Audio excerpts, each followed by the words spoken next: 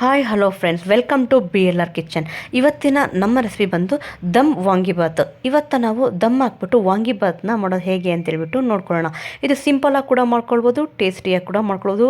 Even ನಾವು ಈ ರೀತಿ ಮಾಡ್ಕೊಳ್ಳೋದ್ರಿಂದ ನಮಗೆ ಟೈಮ್ ಕೂಡ ಸೇವ್ ಆಗುತ್ತೆ. ನೋಡ್ತಿರ್ಬೋದು ವಿಡಿಯೋದಲ್ಲಿ ಎಷ್ಟು ಚೆನ್ನಾಗಿ ವಾಂಗಿಬಾತ್ ಕಾಣ್ತಾ ಇದೆ ಅಂದ್ಬಿಟ್ಟು. ಇದೇ ರೀತಿ ನೀವು ಮಾಡ್ಕೋಬೇಕಾ? ಹಾಗಿದ್ರೆ ಬನ್ನಿ ಹೇಗೆ ಮಾಡ್ಕೊಳ್ಳೋದು ಅಂತ ನೋಡ್ಕೊಳ್ಳೋಣ. ಮೊದಲಿಗೆ ಈಗ ಒಂದು ಕುಕ್ಕರ್ ಇಟ್ಕೊಂಡು ಆ ಕುಕ್ಕರ್ಗೆ ಒಂದು 3 ರಿಂದ 4 ಟೇಬಲ್ ಸ್ಪೂನಷ್ಟು ಎಣ್ಣೆ ಹಾಕೊಳ್ಳೋಣ. ಈಗ ಎಣ್ಣೆ ಕಾದಿದ ನಂತರನೇ ಒಂದು ಪಲಾವ್ ಎಲೆ ಹಾಕ್ಕೊಳ್ಳೋಣ. ಪಲಾವ್ ಎಲೆ ಹಾಕೊಂಡ್ಮೇಲೆ ಒಂದೆರಡು ಚಕ್ಕೆ, ಒಂದು ಒಣಮೆಣಸಿನ್ಕಾಯಿ, 1 ಟೇಬಲ್ ಸ್ಪೂನಷ್ಟು ಸಾಸಿವೆ, 1 ಟೇಬಲ್ ಸ್ಪೂನಷ್ಟು ಜೀರಿಗೆ, 1 ಟೇಬಲ್ ಸ್ಪೂನಷ್ಟು ಕಡಲೆಬೇಳೆ, 1 ಟೇಬಲ್ ಸ್ಪೂನಷ್ಟು ಉದ್ದಿನಬೇಳೆ. ಇದೆಲ್ಲ ಹಾಕ್ಕೊಂಡ್ಮೇಲೆ ಸ್ವಲ್ಪ ಎಣ್ಣೆಯಲ್ಲಿ ಇದನ್ನು ಚೆನ್ನಾಗಿ ಫ್ರೈ ಮಾಡ್ಕೋಬೇಕಾಗತ್ತೆ. ಕಡಲೆಬೇಳೆ ಉದ್ದಿನಬೇಳೆನ ನಾವು ಕೆಂಪು ಬಣ್ಣಕ್ಕೆ ಬರೋವರೆಗೂ ಫ್ರೈ ಮಾಡಿಕೊಂಡ್ರೆ ಸಾಕಾಗುತ್ತೆ. ಆ ನಂತರ ಇಲ್ಲಿ ನಾನು ಸ್ವಲ್ಪ ಕರಿಬೇವಿನ ಹೆಸರುಗಳನ್ನ ಸೇರಿಸ್ಕೊತಿದ್ದೀನಿ. ಒಂದು 10 ರಿಂದ 12 ಕರಿಬೇವಿನ ಹೆಸರು, ಒಂದು ಮೀಡಿಯಮ್ ಸೈಜ್ ಈರುಳ್ಳಿನ ಸ್ಲೈಸಸ್ ಆಗಿ ಕಟ್ ಮಾಡಿಕೊಂಡು ನಾನು ಇಲ್ಲಿ ಹಾಕ್ಕೊತಿದ್ದೀನಿ.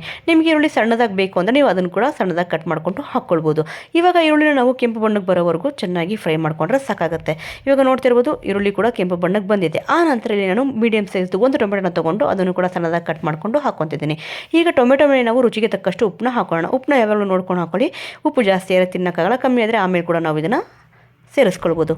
ಇವಾಗ ನೋಡಿ ಟೊಮೆಟೊ ಕೂಡ ಹಸಿ ಸ್ಮೆಲ್ ಹೋಗಬೇಕು, ಟೊಮೆಟೊ ಕೂಡ ಚೆನ್ನಾಗಿ ಫ್ರೈ ಆಗಬೇಕು, ಅಲ್ಲಿವರೆಗೂ ಫ್ರೈ ಮಾಡ್ಕೊಂಡ್ರೆ ಸಾಕಾಗುತ್ತೆ. ಈಗ ಟೊಮೆಟೊ ಕೂಡ ಫ್ರೈ ಆಗಿದೆ. ಆ ನಂತರ ಇದಕ್ಕೆ ಬೆಳ್ಳುಳ್ಳಿ ಮತ್ತು ಶುಂಠಿ ಪೇಸ್ಟ್ನ ನಾನು ಆ್ಯಡ್ ಮಾಡ್ತೀನಿ, 1 ಟೇಬಲ್ ಸ್ಪೂನಷ್ಟು. ಸ್ವಲ್ಪ ಹಾಗೆ ಇದಕ್ಕೆ ಬಟಾಣಿನ ಆ್ಯಡ್ ಮಾಡ್ಕೊತಿದ್ದೀನಿ. ಇದೆಲ್ಲ ಹಾಕ್ಕೊಂಡ್ಮೇಲೆ ನಾವು ಬೆಳ್ಳುಳ್ಳಿ ಶುಂಠಿ ಪೇಸ್ಟು ಹಸಿ ಸ್ಮೆಲ್ ಹೋಗಬೇಕು, ಅಲ್ಲಿವರೆಗೂ ಇದನ್ನು ಚೆನ್ನಾಗಿ ನಾವು ಫ್ರೈ ಮಾಡ್ಕೋಬೇಕಾಗುತ್ತೆ ಎಣ್ಣೆಯಲ್ಲಿ. ಇವಾಗ ನೋಡ್ತಿರ್ಬೋದು ಚೆನ್ನಾಗಿ ಫ್ರೈ ಆಗಿದೆ, ಬೆಳ್ಳುಳ್ಳಿ ಶುಂಠಿ ಪೇಸ್ಟು ಹಸಿ ಸ್ಮೆಲ್ ಕೂಡ ಹೋಗಿದೆ. ಆ ನಂತರದಲ್ಲಿ ನಾನು ವಾಂಗಿಬಾತದು ಬದನೆಕಾಯಿನ ಕಟ್ ಮಾಡಿಕೊಂಡು ಇದಕ್ಕೆ ಸೇರಿಸ್ತಾ ಇದ್ದೀನಿ. ನಿಮಗೆ ರೌಂಡಾಗಿ ಬೇಕಂದರೆ ನೀವು ರೌಂಡಾಗಿ ಕೂಡ ಕಟ್ ಮಾಡ್ಕೊಳ್ಬೋದು, ಇಲ್ಲ ಉದ್ದಕ್ಕೆ ಬೇಕಂದರೆ ಈ ರೀತಿಯಾಗಿ ಉದ್ದಕ್ಕಾದರೂ ಕಟ್ ಮಾಡ್ಕೊಳ್ಬೋದು. ಇವಾಗ ಇದನ್ನು ಕೂಡ ನಾವು ಎಣ್ಣೆಯಲ್ಲಿ ಚೆನ್ನಾಗಿ ಫ್ರೈ ಮಾಡ್ಕೋಬೇಕಾಗತ್ತೆ. ನೋಡಿ ಈ ರೀತಿ ಫ್ರೈ ಮಾಡೋದ್ರಿಂದ ನಮಗೆ ಬದನೆಕಾಯಿ ಕೂಡ ಚೆನ್ನಾಗಿ ಬೆಂದಿರುತ್ತೆ. ಇವಾಗ ನೋಡಿ ಇದು ಚೆನ್ನಾಗಿ ಬೆಂದಿದೆ. ಆ ನಂತರ ಇದಕ್ಕೆ ನಾನು ಒಂದು 2 ಚಿಟಿಕೆಯಷ್ಟು ಅರಿಶಿನ ಹಾಕ್ಕೊತಿದ್ದೀನಿ, 1 ಟೇಬಲ್ ಸ್ಪೂನಷ್ಟು ಅಚ್ಚಕಾರದ ಪುಡಿನ ಹಾಕ್ಕೊತಿದ್ದೀನಿ, 1 ಟೇಬಲ್ ಸ್ಪೂನಷ್ಟು ಧನಿಯಾ ಪುಡಿ ಕೂಡ ಹಾಕ್ಕೊತಿದ್ದೀನಿ, 1 ಟೇಬಲ್ ಸ್ಪೂನಷ್ಟು ಗರಂ ಮಸಾಲೆ ಕೂಡ ಹಾಕ್ಕೊತಿದ್ದೀನಿ. ನಿಮ್ಮ ಹತ್ರ ವಾಂಗಿಬಾತ್ ಪೌಡ್ರ್ ಇದೆ, ನೀವು ಅದನ್ನು ಯೂಸ್ ಮಾಡ್ಕೊಳ್ಬೋದು. ನಿಮ್ಮ ಹತ್ರ ಇಲ್ಲ ಅಂತಂದರೆ ಈ ರೀತಿಯಾಗಿ ಎಲ್ಲ ಮಸಾಲೆಗಳು ಹಾಕ್ಕೊಳ್ಳಿ. ಆ ನಂತರ ಇದಕ್ಕೆ ಒಂದು 2 ಟೇಬಲ್ ಸ್ಪೂನಷ್ಟು ಮೊಸರನ್ನ ಹಾಕ್ಕೋಬೇಕಾಗತ್ತೆ. ಒಂದು 1/4 ಚಮಚದಷ್ಟು ಶುಗರ್ನ ಆ್ಯಡ್ ಮಾಡ್ತಿದ್ದೀನಿ. ನಾನು ಹಾಕಿರೋ ಐಟಮ್ ಎಲ್ಲ ಯಾವುದು ಮಿಸ್ ಮಾಡಿದೆ ನೀವು ಕೂಡ ಹಾಕ್ಕೊಳ್ಳಿ. ತುಂಬ ರುಚಿಯಾದ ವಾಂಗಿಬಾತ್ನ ನೀವು ಕೂಡ ಮಾಡ್ಕೊಳ್ಬೋದು. ಇವಾಗ ನೋಡಿ ನಾವು ನೀರು ಹಾಕ್ಲಾರೆ ಫಸ್ಟ್ ಇದನ್ನು ನೀಟಾಗಿ ಮಿಕ್ಸ್ ಮಾಡ್ಕೋಬೇಕಾಗತ್ತೆ. ಇವಾಗ ನೋಡ್ತಿರ್ಬೋದು ಎಣ್ಣೆಲೆ ನಾವು ಈ ಎಲ್ಲ ಐಟಮ್ನು ನೀಟಾಗಿ ಮಿಕ್ಸ್ ಮಾಡ್ಕೊಂಡಿದ್ದೀವಿ.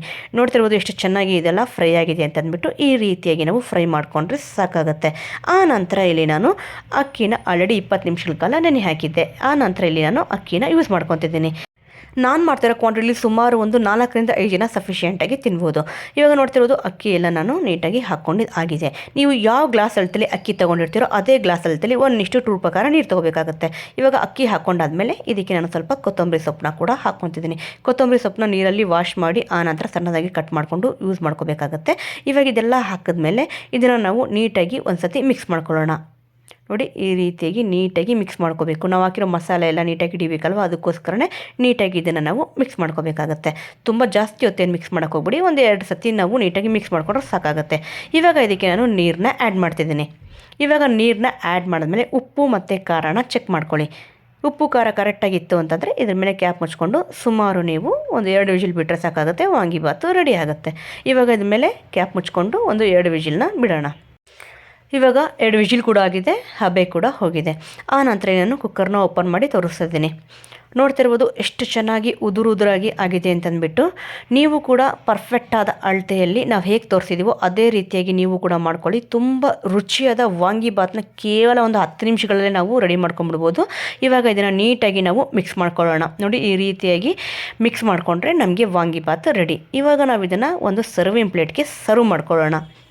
ನೋಡ್ತಿರ್ಬೋದು ಎಷ್ಟು ಉದುರಾಗಿದೆ ಅಂತಂದ್ಬಿಟ್ಟು. ಬದನೆ ಕೂಡ ಇವನ್ನ ಎಷ್ಟು ಚೆನ್ನಾಗಿ ಬೆಂದಿದೆ ಅಂತಂದ್ಬಿಟ್ಟು. ಇವಾಗ ಬನ್ನಿ ಒಂದು ಸರ್ವಿಂಗ್ ಪ್ಲೇಟ್ಗೆ ಸರ್ವ್ ಕೂಡ ಮಾಡ್ಕೊಂಡಿದ್ದೀನಿ. ಎಷ್ಟು ಚೆನ್ನಾಗಿ ಕಾಣ್ತಿದೆ ಅಂತಂದ್ಬಿಟ್ಟು. ಇದು ನೋಡೋಕೆ ಅಷ್ಟೇ ಚೆನ್ನಾಗಿದೆ, ತಿನ್ನೋಕ್ಕೂ ಕೂಡ ಅಷ್ಟೇ ರುಚಿಯಾಗಿರುತ್ತೆ. ಖಂಡಿತವಾಗ್ಲೂ ಈ ರೀತಿಯಾದ ರೆಸಿಪಿನ ಟ್ರೈ ಮಾಡಿಲ್ಲ ಅಂತಂದರೆ ಟ್ರೈ ಮಾಡಿ, ತುಂಬಾ ಚೆನ್ನಾಗಾಗುತ್ತೆ.